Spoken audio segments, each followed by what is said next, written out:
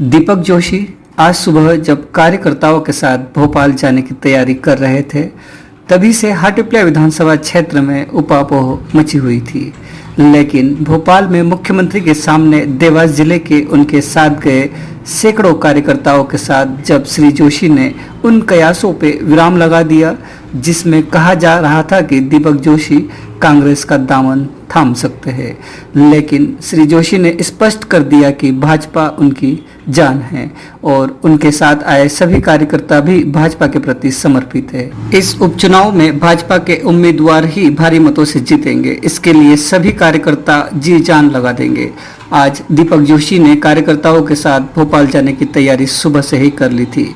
बड़ी संख्या में कार्यकर्ता उनके सिविल लाइन स्थित निवास पर एकत्रित हो गए थे। झंडे, बैनर, पोस्टर वाहन पर लगाकर उनका काफिला दोपहर करीब 1 बजे भोपाल के लिए सैकड़ों कार्यकर्ताओं के साथ रवाना हुआ। भोपाल के मुख्यमंत्री निवास पर जोशी सहित सभी कार्यकर्ता पहुंचे और वहां अपनी बात रखी। यहां मंच पर मुख्यमंत्री शिवराज सिंह चौहान ने दीपक जोशी के अलावा उनके साथ गए कार्यकर्ताओं को भी ससम्मान स्थान दिया। इनमें प्रमुख रूप से भाजपा के पूर्व जिला अध्यक्ष गोपी कृष्ण व्यास, पवन सिंह पंवार चंदाना, ईश्वर सिंह बरखेड़ी, धर्मेंद्र चौधरी, मनीष पनवार आदि थे। बागली विधायक पहाड़ सिंह कन्नौजे भी मंच पर मौजूद थे। अब तय है कि दीपक जोशी और उनकी पूरी फौज भी हाटीपिपल्या विधानसभा में भाजपा के प्रत्याशी मनोज चौधरी के लिए पूरा दमखम लगा देगी। हालांकि इस दमखम का कितना असर हुआ, यह तो 10 नवंबर को आने वाले परिणाम के दिन ही दिखाई देगा। और वैसे किसान सम्मान निधि का मामला प्रधानमंत्री जी 6,000 तो मांगा देने 4,000 और 10,000 हो जाएंगे, जरा और आनंद आएगा।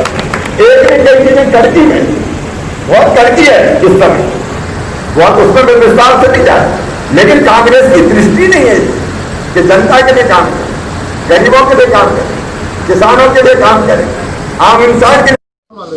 भैया बताइए, शहर में एक चर्चा चल रही है कि आप 200 कार्यकर्ताओं के साथ भोपाल जा रहे हैं, क्या मामला और किस लिए भोपाल जा रहे हैं आप? 200 कार्यकर्ताओं के साथ नहीं, कार्यकर्ता है तो है ही, लेकिन सहयोगी भी हैं। वो कहीं न कहीं माननीय मुख्यमंत्री जी जब बड़ौठा आए थे तो उस सभा के दौरान चर्चा के दौरान कहा गया था कि बहुत से कार्यकर्ता यहाँ पर नहीं आ पाए, या तो सूचना का अभाव था या प्रबंधन का अभाव था। उस कारण से मैंने माननीय मुख्यमंत्री जी से बोला था कि कुछ कार्यकर्ता छूट गए, जिनसे वो आपसे चर्चा करना चाहते हैं विकास के संबंध में, कुछ कामों के संबंध में, कुछ संगठन की बातों को लेकर। तो माननीय मुख्यमंत्री जी ने कहा था मेरे घर के दरवाजे हमेशा सबके लिए खुले हैं, कार्यकर्ता के लिए तो विशेष रूप से खुले हैं। वो आना चाहे तो आ जाए, समय निर्धारित कर ले, मैं उनकी सबकी बात सुनूंगा। वो 1 तारीख को उन्होंने 5 बजे का समय दिया है माननीय मुख्यमंत्री निवास में। वहाँ हमारे कार्यकर्ता साथी जाकर, जो हाटीपिपल्या क्षेत्र में कई भ्रामक स्थितियां बन रही है कि मैं कहीं न कहीं नाराज हूँ, मेरे समर्थक काम नहीं कर रहे हैं, चल रही थी कहीं ना कहीं आपकी कांग्रेस से बातचीत चल रही है। मैंने कहा ना, जैसे मैं कह रहा हूँ कि मेरे कार्यकर्ता मैं नाराज हूँ, मेरे कार्यकर्ता नाराज है। हम माननीय मुख्यमंत्री जी को बताना चाहते हैं, हम उनके नेतृत्व में, पार्टी के नेतृत्व में काम करने के लिए तैयार हैं, पूर्णतः समर्पित है। जैसे पार्टी में कहा जाता है कि हर कार्यकर्ता के लिए काम के लिए पार्टी, तो हम अपनी पार्टी के लिए समर्पित है, काम करने के लिए तैयार है। ये हम मुख्यमंत्री जी को विश्वास दिलाना चाहते हैं कि उनके नेतृत्व में जनता उनके साथ है, हम भी उसमें कहीं न कहीं सहभागी हैं। ये एक तरह बोला जा सकता है कि मनोज चौधरी ने जिस तरह से कांग्रेस से भाजपा में आना और आपसे जिस तरह से उन्होंने चुनाव जीते थे, उसके बाद आपको उनके लिए काम करना पड़ रहा है, ऐसा आपको लग नहीं रहा कि राजनीति आते रहेंगे बाहर वाले, उनके लिए काम करना पड़ेगा?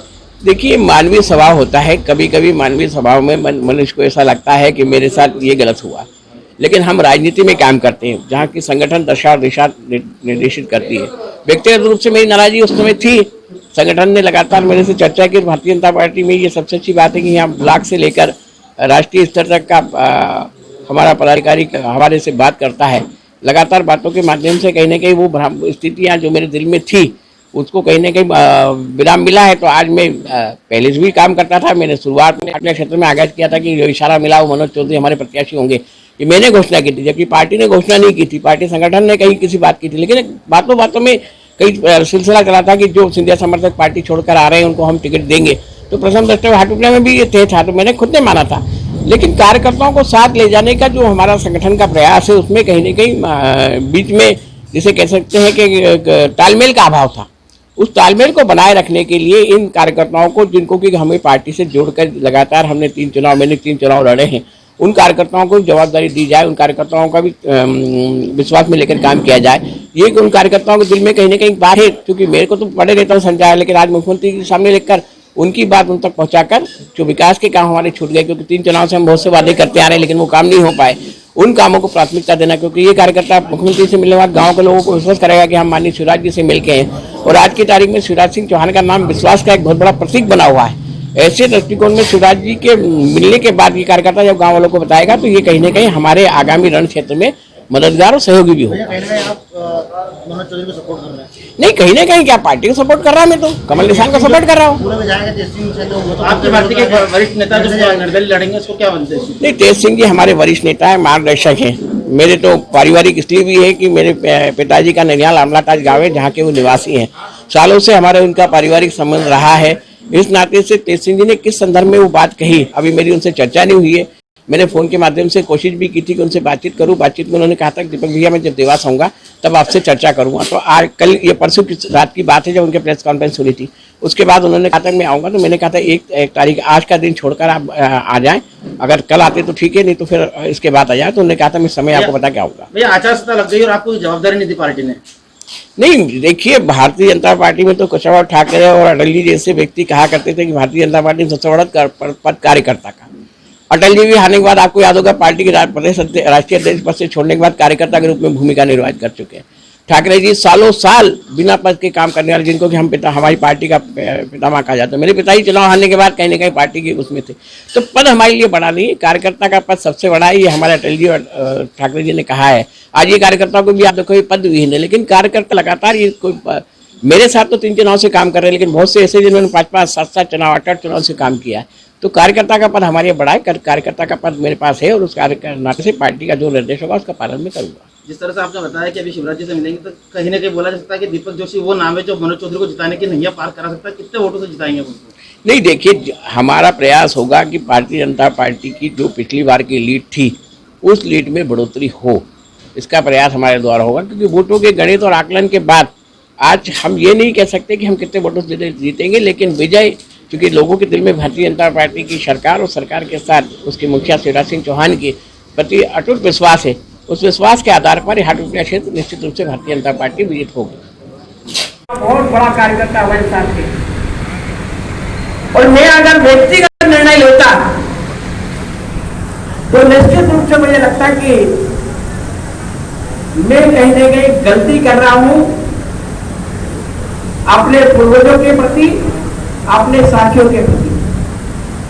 इसलिए मैंने आपके उस अनुरोध को स्वीकार करते हुए अब रास्ता जैसा भी हो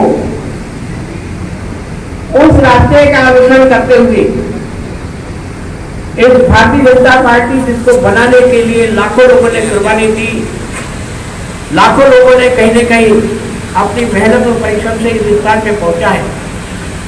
चाहे हमारे प्रधानमंत्री जी को देखें कि जिस गठन को लेकर जनसंघ का गठन हुआ था, आज वो भी पूरा हुआ है।